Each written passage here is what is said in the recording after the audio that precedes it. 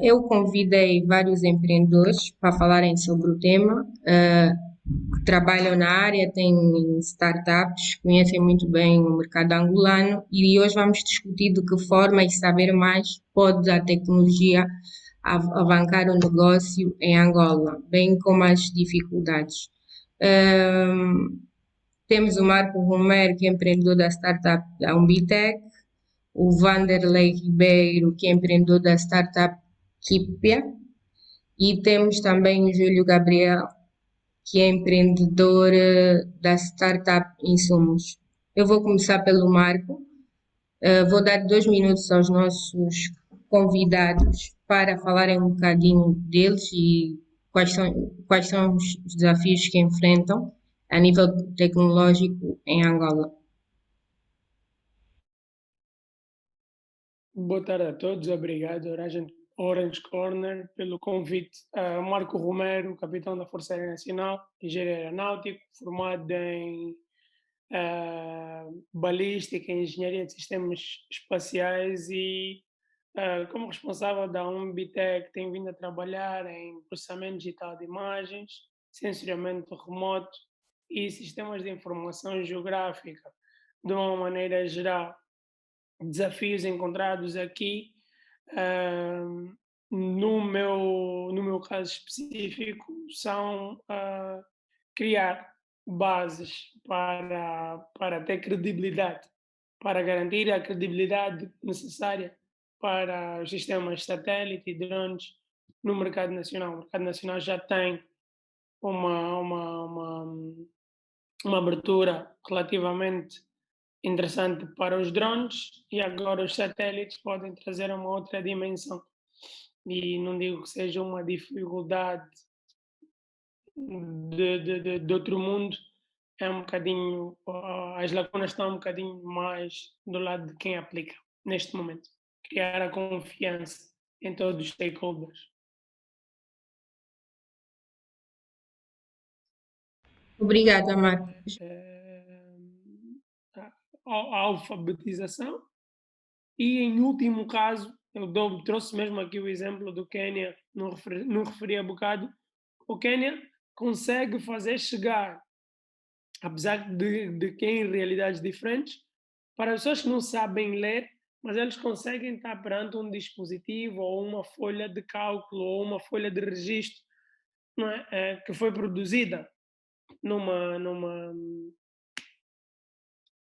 numa num cyber, num centro informatizado perto dessa zona remota e traduzido aquilo em linguagem de símbolos para os agricultores poderem retirar dali o que eles precisam de saber quando colher, como colher, quando plantar. E só para terminar agora, peço desculpas, nós também, a nível do geoprocessamento, por exemplo, o agricultor não precisa de saber coordenadas, não precisa de saber indicar latitude, longitude ou o meridiano de referência em que se encontra. Ele pode dizer que está perto da escola X, ou a X quilômetros, ou à esquerda da escola X, ou de um lugar de referência. E com isso, nós também temos de ter esse poder de um bocadinho digerir toda essa informação e deixar para o decisor final aquilo que ele precisa. Não precisamos de colocar algoritmos, não precisamos de colocar todo esse trabalho, é tudo feito, filtrado, preparado e ele quase que tem a papinha toda feita, por exemplo. Não é? Ok, eu tenho uma pergunta relativamente ao contexto angolano pós-3. Qual é a vossa previsão em termos de constituir? Ou seja, quanto tempo vai levar para se constituir um hub da Agrotec em Angola? Na vossa opinião, tendo em conta o vosso dia a dia, a vossa experiência, a leitura do próprio setor, da atividade. Acho que já tenho a câmera, ok, já. Eu começava por perguntar sobre quem recai essa responsabilidade. Antes de quando eu levantaria o quem. Porque, vamos lá ver, nós empreendedores temos, no dia a dia, estamos a lidar com as dificuldades de manter uma startup a funcionar. E sabemos que para criar um hub desta magnitude ou com este foco, exige ter pessoal, exige ter um local, exige, não é, uma certa dedicação. É necessário? É. Temos estado a promover, eu particularmente vou defendendo que Angola já precisa, neste momento, de uma incubadora agritech, porque vão surgindo alguns jovens com algumas ideias, e até mesmo não tendo ideias, mas a gente pode sempre estimular isso, criando um concurso para as 5 melhores ideias que podem promover um aumento de produtividade no campo, as 5 melhores ideias que podem melhorar a eficiência no transporte logístico do campo. E essas 5 melhores ideias vão ser depois premiadas e depois podem passar por um programa de incubação. Mas lá está, eu penso que isso não é propriamente uma responsabilidade nossa, de enquanto agentes do ecossistema. O ecossistema é muito pequeno, o ecossistema agritech em Angola é extremamente pequeno.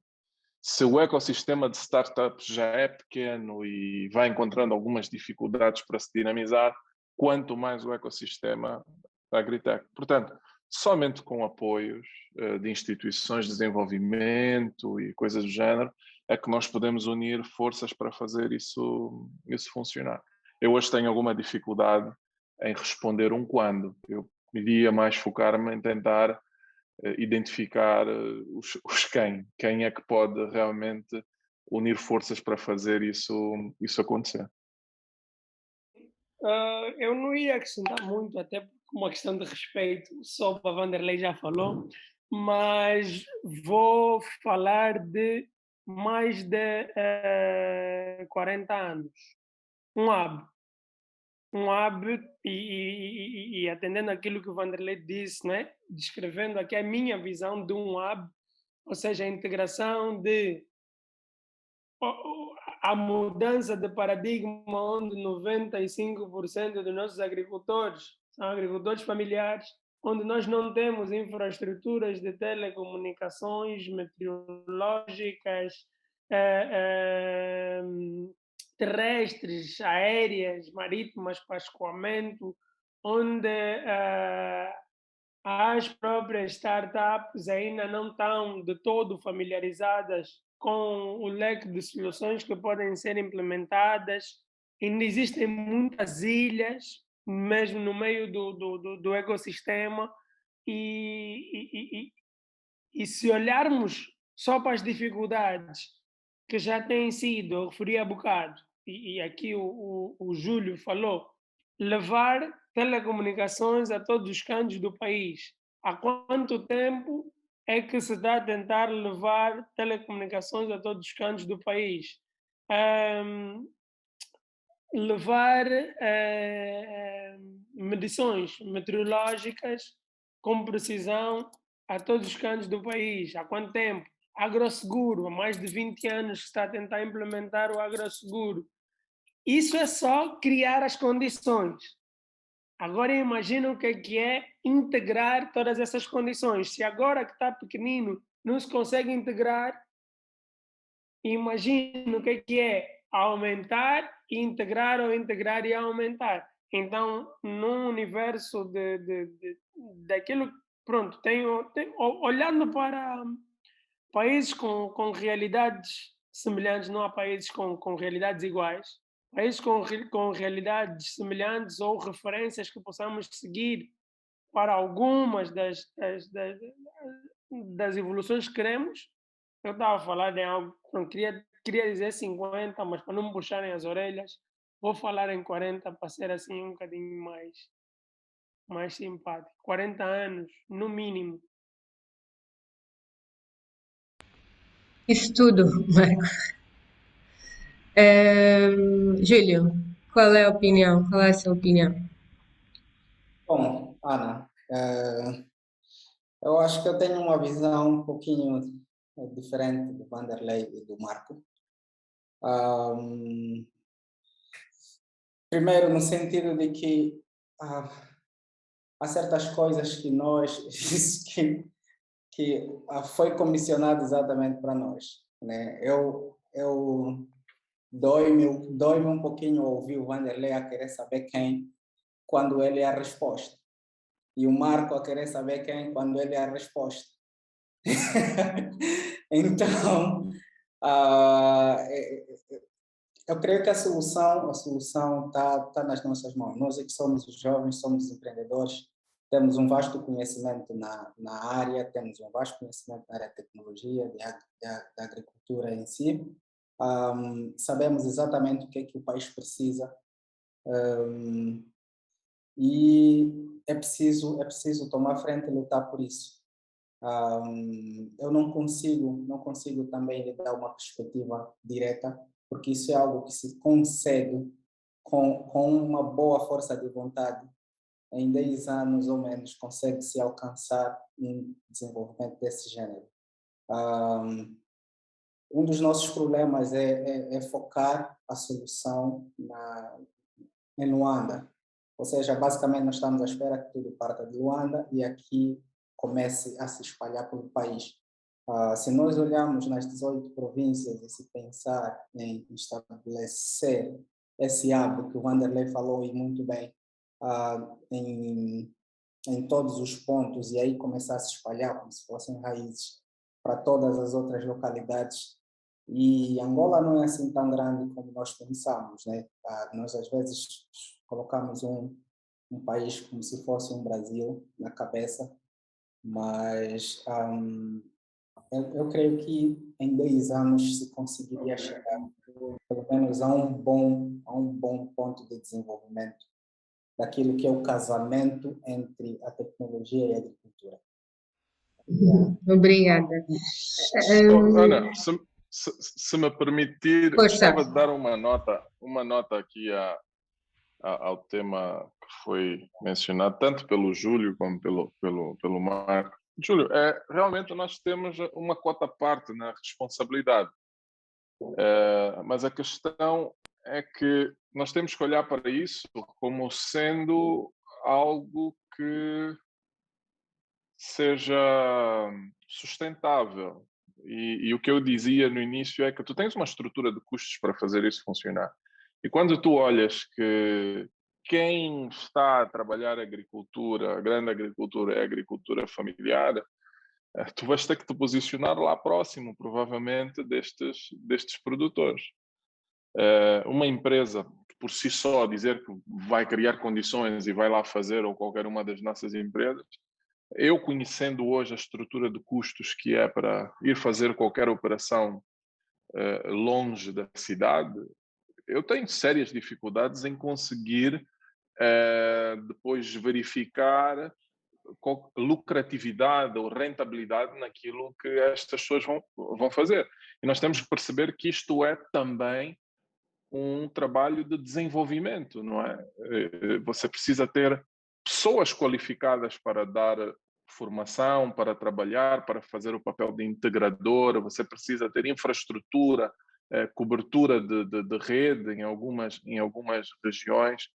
Então, quando eu coloco quem, eu não estou necessariamente a querer apontar, que é tendencioso nós apontarmos o dedo para o governo, não é?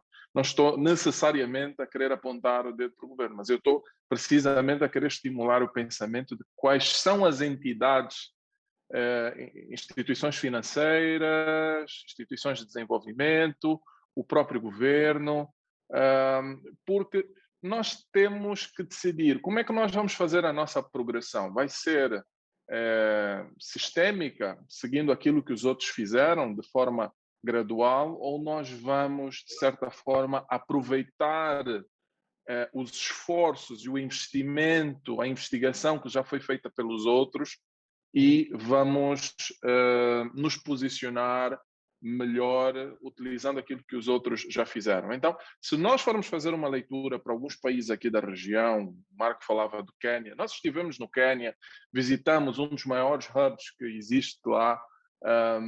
Então, a nota é, como é que a gente pode aproveitar aquilo que foi todo o trabalho já feito por eles, contextualizando a nossa realidade, não é? E aí talvez levaríamos menos tempo. Mas lá está, tu tens que ter os recursos humanos e os outros recursos, os meios, para tornar isso possível. E eu, não necessariamente contradizendo aquilo que o Júlio apresenta, e eu concordo, nós somos a resposta, mas eu tenho alguma dificuldade em ver assim uma resposta simples e objetiva somente com o nosso esforço.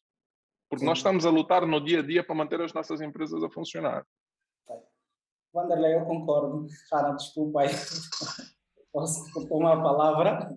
Pode, Eu força. concordo, eu concordo, sim. Realmente é preciso que isso seja algo lucrativo para que qualquer empreendedor possa entrar de cabeça, né? E sem esse incentivo, apoio financeiro, basicamente, bom, é quase impossível alguém ir para esse ramo por causa dos altos custos que acarretam. Mas se nós olharmos também para o próprio para a nossa própria realidade atualmente daquilo que são os incentivos em termos de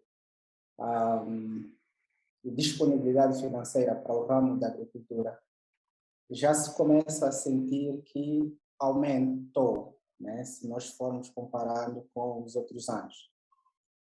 E pelo menos é o que se ouve. Eu particularmente nunca tentei, mas é o que se ouve de que basta elaborar os projetos e que sejam viáveis para tal e fazê-los chegar a essas instituições, essas entidades financeiras para, se calhar, conseguir investimentos para tal, né? E eu estou aqui a olhar para o Wanderlei diretamente porque eu não sei qual é a experiência que ele tem nesse sentido. Basicamente, se calhar ele já fez isso e pode não ser assim tão linear. Mas tirando essa barreira financeira, temos aqui sim uma curva de aprendizagem dos próprios elementos que fazem a agricultura, né? Que é preciso ir lá sensibilizar, ensinar e etc. Temos sim essa curva de aprendizagem,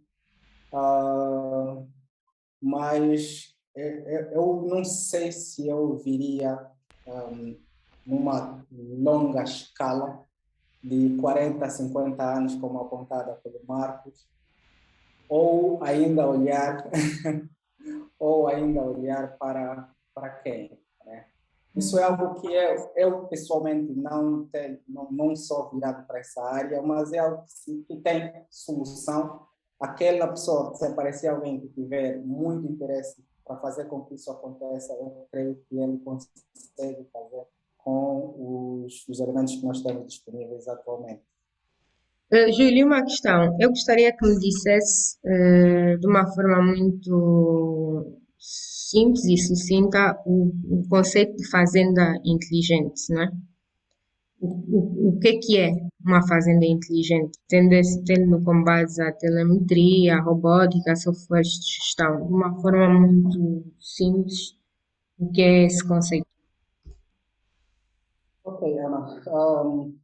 Uma fazenda inteligente é basicamente vamos falar que é um sistema que, que com a ajuda de sensores consegue basicamente auxiliar ou melhorar a qualidade de produção e o aumento da produtividade de qualquer produtor. Nós podemos encontrar em fazendas inteligentes sensores para detectar quando há pragas, para muita perca, quando há pragas nós não conseguimos identificar esses elementos a tempo certo para poder eliminar as pragas. podemos ter sensores de rega, por exemplo, sensores de umidade, onde é possível sentir se a planta precisa de água ou não, e quando as plantas recebem águas a tempo certo, elas acabam por crescer. Por exemplo, uma manga, se ela recebe água a tempo certo, ela acaba por ser maior e mais nutrida, e você acaba por vender ela bem mais caro do que quando você não tem controle da qualidade ou do tempo de rega dela. Nós podemos também ter sensores de temperatura, podemos ter câmeras, podemos ter robóticas aí para auxiliarem na colheita. Nós temos aí um conjunto de elementos que vêm para auxiliar o próprio produtor a ter resultados melhores. E adicionando a isso tudo, a esse sistema todo, a colheita de dados para fazer predições daquilo que pode ser a plantação dele no seguinte ou ao longo dos dias. Ou seja, informando-lhe quando é que ele precisa de colocar um determinado insumo na sua situação para conseguir eliminar a probabilidade de existir alguma praga nas plantações, ou então aumentar o crescimento da produção. Então, se você seguir a um determinado calendário, consegue dar 100% ou mais a sua produção. Porque a questão do Big Data é que você vai passar a ter tudo aquilo que é informação que está a ser recolhida, armazenado em um local, ou seja, o Big Data entra já na agricultura 3.0 e 4.0, que é uma fase em que a gente diz que a informação é commodity. Através da informação, tu consegues criar vários subprodutos, tu consegues tomar decisões, e aí nesta fase também já passamos a ser information driven, vamos assim dizer, ou seja, data driven. Já não sou eu que passo a tomar decisão simplesmente porque quero fazer isso ou aquilo, mas as minhas decisões passam a ser, sobretudo, com base nos dados. Eu passo a fazer correlação de informação. Eu agora tenho informação do solo, tenho análise do solo, eu tenho informação dos satélites, eu tenho informação do drone, eu tenho um sensor ou uma estação meteorológica, eu pego em todos esses dados que estão. Então, funciona em conjunto com a internet das coisas. Uhum. É o futuro, sim. Quando eu fiz um exercício em 2019 sobre, não nos foi revelado, na verdade, qual era o objetivo, mas depois, no final do exercício, disseram-nos o que realmente era. Era para atribuir, treinar modelos de inteligência artificial para poder atribuir créditos a quem quer que seja que vem com seu perfil. Vanderlei, quais são as vantagens do blockchain na agricultura e onde é que ele pode ser efetivamente aplicado? Desculpa. O blockchain tem eu acho que é um dos setores onde tem grande oportunidade de crescimento e vai gerar um impacto muito grande é realmente no agronegócio. Porque, veja bem, o agronegócio, portanto, há um conjunto de fases, não é? Há um conjunto de elos que constituem a cadeia do agronegócio, desde o fornecedor de insumos, o produtor, os centros de armazenamento, o transportador, centro de transformação, comercialização e por aí afora. O blockchain, o que ele vai fazer vai ser ajudar a criar maior eficiência entre estes integrantes, na medida em que eu passo a ter um contrato, por exemplo, que é validado por uma tecnologia e eu não tenho que estar a mandar papéis para cima e para trás, eu posso fazer o rastreamento. Portanto, eu estou a falar aqui numa linguagem muito mais básica para facilitar o entendimento, não é? Mas entre os grandes benefícios e contextualizando para a nossa realidade, seria, por exemplo, a vantagem de podermos fazer o rastreamento dos produtos. Eu vou comprar uma batata no supermercado, mas nós hoje em Angola vivemos um problema que é grave do ponto de vista de segurança alimentar, porque nós hoje, apesar de ter sido aprovado recentemente uma lei ou um decreto presidencial que define um órgão que vai passar a fazer essa fiscalização, mas nós hoje temos uma deficiência muito grande em fiscalizar a aplicação de agrotóxicos que os pequenos produtores utilizam. Através da tecnologia blockchain, por exemplo, ela vai me permitir rastrear aonde é que este produto foi produzido. Se existir um problema de contaminação ou de doença, eu posso fazer um rastreamento para saber em que zona é que isto teve origem, não é? E a questão da própria eficiência entre os diferentes elos, porque por via da tecnologia eu passo a criar maior confiança entre eles. O transportador passa simplesmente a receber uma notificação e colocar um valor por cima disso e fazer a operação, está tudo registrado. Eu consigo ter melhor controle, inclusive, dos preços que são praticados entre os diferentes elos, porque, por norma, o produtor costuma ficar só com 20% a 25%, em muitos casos, daquilo que é o valor que transaciona na cadeia. E então eu consigo também colocar aqui um pouco mais de equilíbrio nestas questões e garantir que quem está no meio, se calhar, não acaba por ganhar muito em cima disso. Então, numa linguagem mais terra, é isso aí. O blockchain vai trazer um ganho de eficiência entre os diferentes players da cadeia do agronegócio.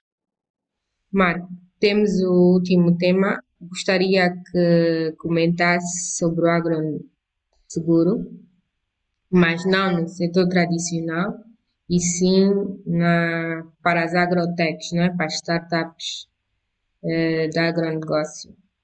É uma necessidade, é um conceito que se ajusta às startups e que tipo de seguros, se sim,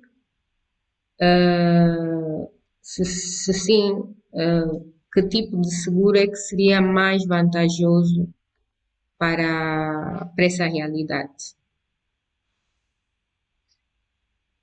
Pronto, não vou falar especificamente da matéria de seguros, porque não é o meu core business. Vou falar do contributo que a tecnologia tem para as seguradoras, resseguradoras, banca, todos aqueles que podem,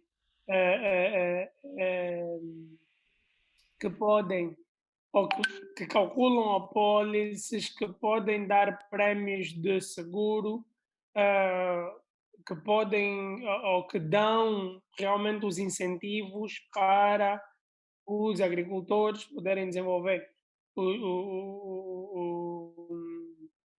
os seus produtos. As insurtechs vão trazer para o setor agrícola a questão de como é que eu faço a peritagem. No fundo, o seguro é nada mais do que a análise, a peritagem de avaliação de um bem, que neste caso é o campo agrícola, e a produção em si, e a avaliação dos riscos associados a essa produção agrícola. Então, normalmente nós fazemos a avaliação do imobiliário, é feita por um perito que vai se deslocar até o local, ou por inspeção de qualquer um dos tipos, seja visual, seja por testemunho. Todos esses tipos de avaliação, que até bem pouco tempo eram feitas de maneira presencial, onde tinha que se fazer deslocar um técnico para o terreno, ou a partir de uma fotografia ou a partir de uma análise meramente humana, sujeita a riscos, passa a ter então a intervenção da tecnologia. Eu vou para o terreno com uma estação total para fazer o levantamento topográfico do terreno, vou recolher as amostras de solo, vou perceber na zona quais são as infraestruturas que existem para abastecimento elétrico, de comunicações, acessos de estradas. Vou calcular, por exemplo, declividade, a suscetibilidade de inundações, de incêndios, tudo isso, os tipos de seguros, prémios, tipos da pólice depois vão ser quase como um resultado da peritagem feita e dos dados colhidos a nível tecnológico. Podem ser feitos in situ, podem ser feitos remotos de maneira aérea ou mais remotos ainda, não é? Utilizando dados espaciais. Hoje a realidade vai um bocadinho desde a capacidade não digo que as diferenças não são assim muito grandes em termos de resultados. As diferenças entre a peritagem de campos agrícola, seja para análise de risco, seja para cálculo de produtividade in situ, seja remoto com drones ou avião ou satélite, já vai mudar em termos de logística, porque todas elas conseguem atingir hoje em dia com mais ou menos onerosidade um satélite já consegue garantir precisão de 70 centímetros, coisa que até bem pouco tempo só um drone conseguia garantir. Portanto, isso a nível da peritagem. E depois tudo o resto é já a tecnologia corrente que nós temos. É softwares que permitam calcular apólices, softwares que permitam implementar aquilo que o Júlio Vanderlei disseram, os algoritmos de inteligência artificial, de redes neuronais convolutivas, ou de uma simples regressão linear que vai analisar uma fotografia que foi tirada ao campo agrícola, que vai poder colher e cruzar informações. Hoje em dia, informações meteorológicas, a precipitação média anual já pode servir, porque existe o seguro por índice climático para países onde existam áreas muito grandes ou o nível de literacia digital é mais reduzido. O seguro por índice climático acaba por ser uma alternativa, porque e aí temos a questão do agricultor, que não precisa de tempo, não é? O conhecimento adequado do solo, do campo, a tecnologia, apenas precisa de saber delimitar ou indicar a zona onde está o seu campo agrícola. E depois cabe à seguradora, ao banco, fazer essa peritagem e daí dar um prêmio, não é, de acordo com a apólice. Portanto, a tecnologia entra em várias dimensões. No caso específico da Angola, do pouco consegui perceber, existem vários relatos de que já há mais de 20 anos têm tentado implementar o Plano Nacional da Agricultura, refere a 2018, 2020, que não existe um seguro agrícola implementado oficialmente. Vários esforços, a ENSA já tentou, já teve 3 ou 4 projetos pilotos nas províncias e hoje em dia o que foi declarado no Plano de Desenvolvimento Agrícola é que a implementação do seguro agrícola tem que ser um esforço conjunto entre as entidades financeiras, bancárias, a banca, o governo, né, e o setor privado. Todos eles têm que realmente sentar e a grande lição, pelo menos do que eu consegui estudar dos últimos tempos, é que o agricultor não tem capacidade para garantir a implementação do seguro agrícola. 50% desse seguro tem que ser comparticipado pelo Estado para que isso seja realmente praticável e acessível para a realidade da agricultura que nós temos em Angola e depois sim é que começamos a partir para a questão de sustentabilidade e rentabilidade, para não trazer nem prejuízo ao aparelho de Estado, nem para inviabilizar a aderência do seguro pelos pequenos agricultores. Obrigada. Vanderlei, na sua opinião, por que existe essa dificuldade? Ou o que é que identifica como elementos que obstam essa realidade? O seguro, Sim, do agroseguro.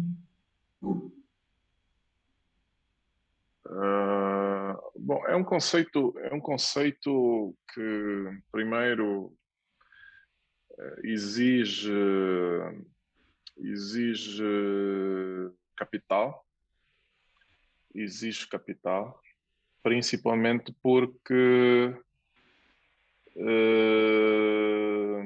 o Arão colocou aqui na agricultura 1.0, ainda não usam seguros. É uma forma de analisar, mas eu vou dizer aqui uma coisa que eu penso que é importante.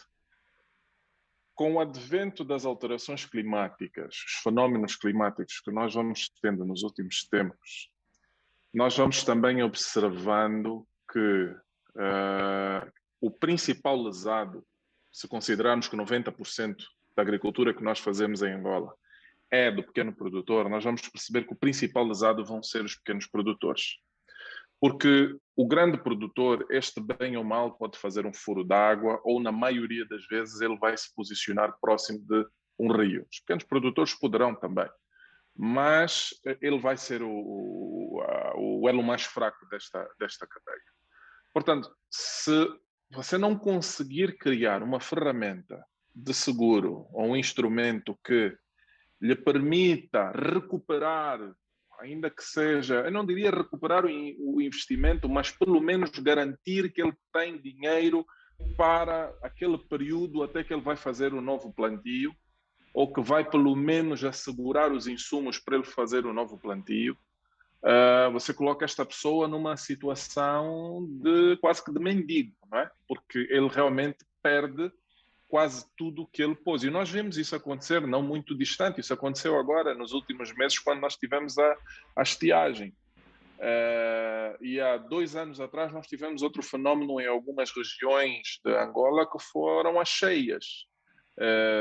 Nós mesmo em Malange tivemos uma situação atípica nos últimos 20, 30 anos, nunca não acontecia. Então, lá está. O seguro, neste caso, virá para salvaguardar os pequenos produtores também destes fenómenos naturais que, doravante, serão mais intensos e mais frequentes. Agora, lá está, é necessário que o governo se capitalize, é necessário que ele esteja preparado para isso, porque isso, no final do dia, é também um instrumento de combate à miséria, na medida em que, se houver um problema naquela região, como está agora o Quenda, o programa Quenda a fazer, não é? Então haverá uma distribuição financeira, de certa forma, para compensar aquilo que foram as perdas que os produtores tiveram. É claro que aqui pode sempre criar mecanismos híbridos, soluções mais contextualizadas e mais adequadas à nossa realidade, como o Marco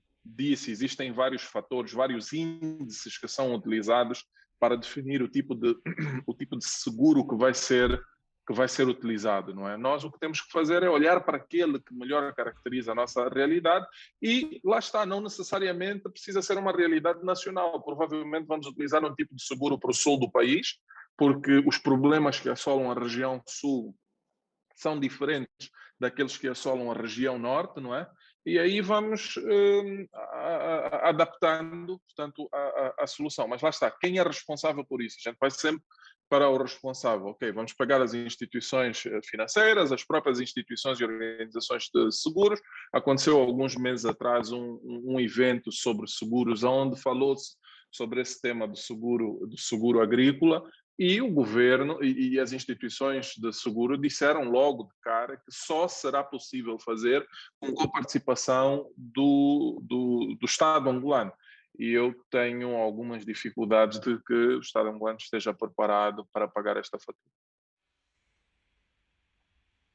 Tá bem, agradeço a vossa disponibilidade dos convidados e todos os participantes, pela vossa partilha de conhecimento e, sobretudo, pela vossa experiência no setor agrícola, não é? E tecnológico. Aprendemos mais, identificamos uma zona onde podemos trabalhar e ajudar aqui a alavancar o ecossistema. E espero contactar-vos em breve e falarmos e trocarmos impressões sobre o tema. Obrigada.